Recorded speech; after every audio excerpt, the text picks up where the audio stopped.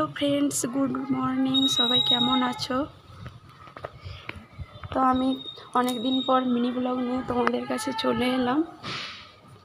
আর এখন দেখো ঘড়িতে 9:40। তো আমি আধ ঘন্টা হলো ঘুম থেকে উঠে পড়েছি। আর আমরা রাতে একটু দেরি করে ঘুমোই বলে ওই জন্য আমাদের একটু সকালে উঠতে দেরি হয়। দেখো আমি এবার ঘর ঝাড়ু দিয়ে নেব। আর এখানে এখন সোনা বাবা ঘুমোচ্ছে। ও এক্ষুনি উঠে পড়েছিল, ওকে আবার একটু ঘুম পাড়িয়ে দিয়েছি, নাহলে ও আমাকে কিছু কাজ করতে দেবে না, সেই জন্য। আর সোনা বাবার পাপা আধ ঘন্টা হয়ে গেছে, সে ওয়াকিংয়ে গেছে। উঠতে একটু লেট হয় বলে ওই জন্য ওর পাপার ওয়াকিংয়ে যেতে একটু দেরি হয়ে যায়। তো চলো আমি ঝাড়ুটা দিয়ে নিই। এবারে কিচেন রুমটা ক্লিন করে নেব।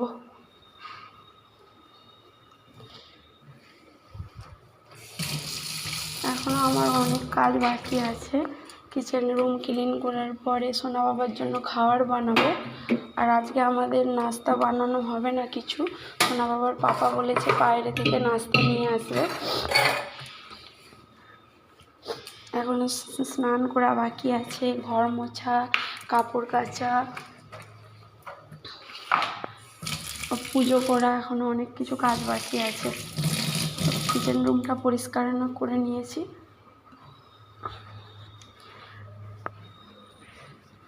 আর এখানে আমি বালতিতে করে জল নেব ঘর পোছার জন্য। এখানে দেখো গামলিতে এত জামা কাপড় রয়ে গেছে।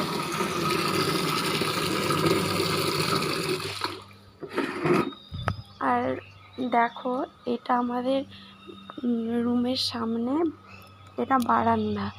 আর এখানে দেখো এর ওপরে আরেকটা ছাদ আছে। এখানে গেটগুলো করা হয়েছে।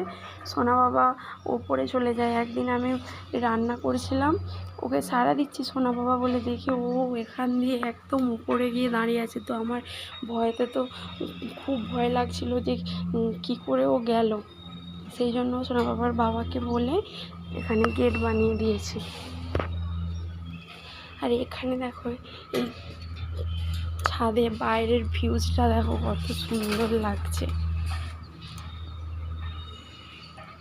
তোমরা দেখতে পাচ্ছ কিনা আমি জানি না। দেখো এখানে চারিদিকে পাহাড়গুলো দেখা যাচ্ছে। আমাকে তো এই ছাদে আসতে খুব ভালো লাগে। তো চারিদিকেরও ভিউজ ও পাহাড়গুলো যে দেখা যায় আমার খুব ভালো লাগে দেখতে। তো সোনা বাবার জন্য আমি আসতে পারি না, কেন ওকে নিয়ে এখানে আসা যাবে না, কেন এখানে দেখো ধারে এগুলো ফাঁকা আছে, সেই জন্য খুব ভয় লাগে।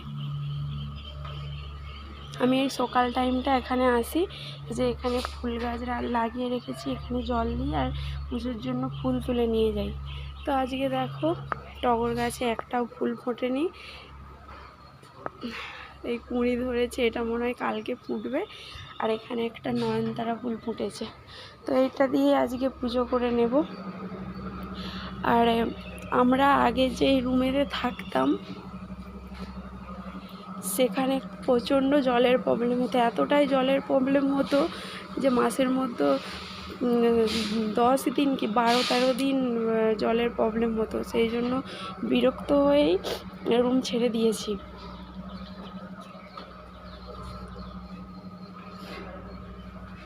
তো চলো আজকের মতো টাটা, আবার পরের ব্লগে তোমাদের সাথে কথা হবে।